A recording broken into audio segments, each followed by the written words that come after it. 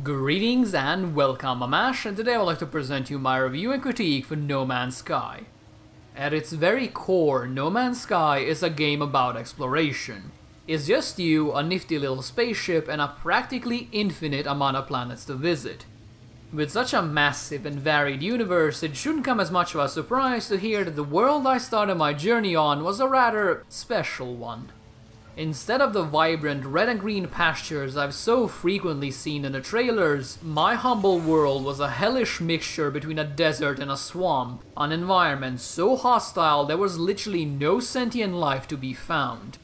To top it all off, my swampy haven also suffered from constant acidic rain that slowly but surely eroded my armor and forced me to stay within 100 meters of my ship, lest I found myself dissolved into a pile of ash and swept away by some of the numerous daily storms. While it was certainly not the introduction I expected to receive from No Man's Sky, I can't say I was disappointed as my personal hellscape ended up being ripe with secrets. As it turns out, the planet once housed a booming civilization that lived deep below the ground, safely tucked away from the toxic atmosphere above. What exactly made them go extinct, I have no idea, and thankfully I didn't find out, but I did discover a vast network of stone monoliths spanning the entirety of the planet's core. Further investigation sadly led me nowhere, but at the very least it was an intriguing way to start off my journey. Unfortunately, what followed next absolutely shattered any excitement I had, as the core gameplay behind No Man's Sky is just not interesting enough to keep anyone enthralled for very long. Even after playing for a mere few hours, I started encountering copy-paste quote-unquote locations of interest. The crafting became a chore rather than something I actually enjoyed doing, and worst of all, the bizarre alien relics I practically lost my mind over ended up being just a generic prop sprinkled throughout half of the planets. Nothing really special, nothing really interesting at all. To put it simply, No Man's Sky does not live up to the high expectations its numerous trailers and marketing campaigns wanted us to believe in. However, explaining why exactly this is the case is no simple matter at all, so allow me to take you on a journey through all of the elements that make up No Man's Sky, as only then will you understand why this was such a disappointment for me. First things first, I want to address the performance concerns. I have seen numerous complaints about the frame rate over the past few days, some of which comes from people I fully trust are being honest, but I have to say that No Man's Sky ran like an absolute dream for me. I'm not sure if the issues were simply patched out by the time I got my copy, or if I was just downright lucky to avoid such common problems, but the only time I've ever had a severe FPS drop was during a high-speed landing on a previously undiscovered planet. The strictly technical aspects aside, I did encounter a whole bunch of problems with the presentation. While the screenshots and trailers show a rich and detailed world filled with wondrous new materials and wildlife, the actual game features a disturbing amount of low-quality textures and models, some of which are so rough they actually manage to overwhelm the otherwise lovely art style. The worst example of this are the various piles of ore you will encounter throughout your journey, as they are all pretty much muddy eyesores that heavily contrast the otherwise cheerful landscapes. Thankfully, none of this is that big of a deal, as No Man's Sky has the most important graphical aspect covered: style. While I do have many issues with it, even I can't deny the fact that some of the locations you can visit are absolutely gorgeous, or better yet, so strange and mysterious that it's impossible to not get excited. Seeing a singular, giant pillar standing in the middle of a crater is one of those things that instantly puts a smile on my face, as it promises a story about ancient civilizations and unknown dangers.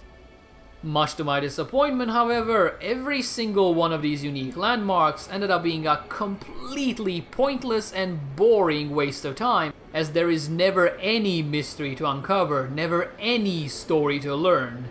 Such is the nature of procedural generation. And speaking of stories, it might come as a surprise to hear that No Man's Sky actually features one. I would love to tell you more about it, but throughout my 10 or so hours with No Man's Sky, all I've ever learned is a bunch of cryptic clues, pseudo-intellectual babble, and nothing of any real consequence. To be perfectly honest, I'm rather interested to find out what this godlike Atlas figure really is, but No Man's Sky doesn't seem to be in a hurry to deliver such revelations, as I'm currently averaging a single line of dialogue per hour played. And no, I'm not counting the generic one-liners the aliens keep repeating. So if the exploration and storytelling aren't up to snuff, surely the crafting and trading are what No Man's Sky is really about. To a certain extent, that is completely correct, though I wouldn't consider that much of an upside given that both systems are somehow less interesting than Minecraft's, a game where you can duct tape 3 pieces of stone together in order to create a pickaxe. The Minecraft comparison might sound like a stupid joke, and to be honest it really is, but in reality it's actually quite apt, as No Man's Sky's crafting is about as dead simple as it gets.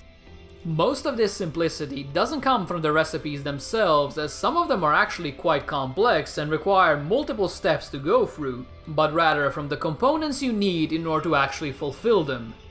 You would think that upgrading your ship with the newest and latest in laser technology would be a tricky task, but it's as simple as combining a bunch of generic resources available on nearly every planet with a single rare item. While this sounds like a great idea given that it forces you to go out and explore the universe, the problem lies in the fact that you can never actually craft what you want, as you're always missing that one key component that appears on every 5th planet.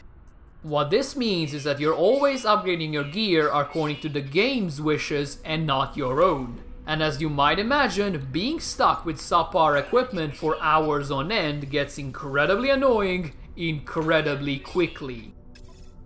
The developers weren't outright cruel, however, as there is a trading station in every single sector where you can potentially buy that one rare resource and complete your recipe.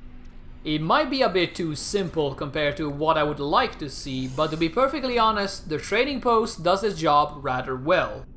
The ability to purchase items is a small little bonus that might not sound important, mostly because it really isn't, but it occasionally helps you avoid frustration, so it gets a thumbs up from me.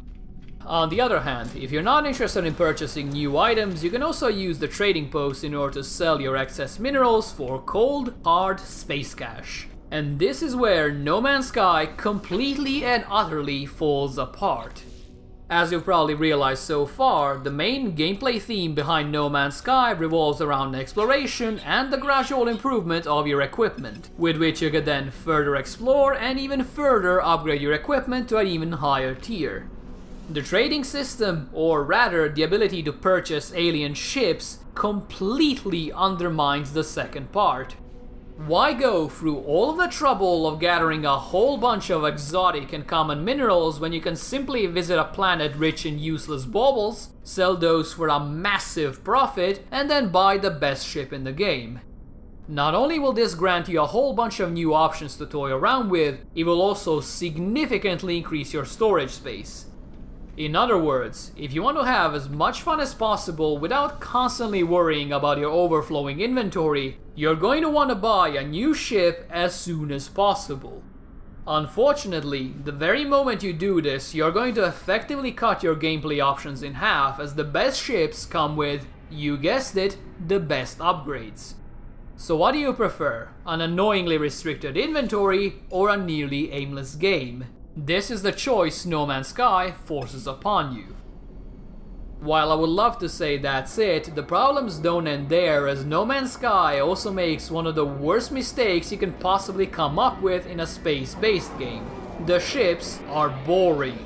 It doesn't matter if you're using your barely functioning beginner ship or the Star Destroyer XL 5000 Ultra Deluxe, they all function exactly the same. I'm not actually joking here. A ship I've spent virtual millions on has the exact same handling as the one I found jammed in a cliff, and if that isn't the most disappointing thing in a game with awesome looking spaceships, I don't know what is. The one area the ships do differ in is the strength of their weaponry and their armor plating. But even that isn't very exciting, as the space combat in No Man's Sky is about as generic as it gets. Since you're essentially piloting a box with wings, your maneuverability options are incredibly limited, which means the only thing you'll be doing in combat is standing still, spinning in circles, and occasionally clicking on the enemy ships until they explode in what I have to admit is a very satisfying manner. As for the ground-based combat, it's a bit more interesting since you're capable of sprinting and using your jetpack in order to gain a height advantage over your enemies.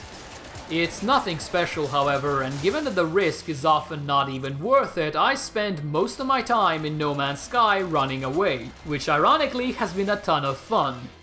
Circle strafing around a robot and exchanging blows with it is fairly boring, mostly because the combat lacks any real punch, but running away from an entire robotic legion is guaranteed to get your blood pumping. I especially love how the robots aren't omniscient and you can easily evade them, though they will attempt to search through the various nooks and crannies in order to find you. This might not sound like much, but when you're hiding behind a cactus with barely any HP to your name, and a scanning beam suddenly illuminates the darkness around you, well, let's just say that the danger becomes very real very quickly. It's just a shame these sort of moments don't happen nearly as often as they should, because No Man's Sky truly does need more interesting things to do in between all of the random exploration, which, again, isn't as random as I would hope it would be.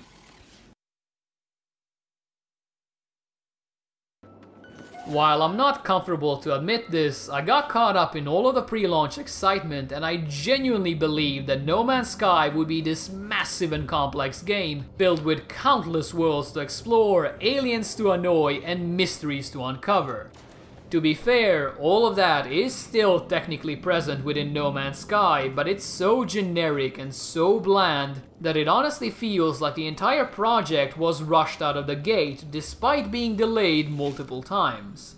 It's not a terrible game devoid of any merit, that would be one hell of an exaggeration, but everything it does has been done better before, and even though its universe is technically limitless, the amount of content in No Man's Sky is anything but. In its current state, and more importantly its current price tag, I cannot in good conscience recommend you No Man's Sky. It simply doesn't have the polish or the amount of interesting content necessary to justify its €60 price tag.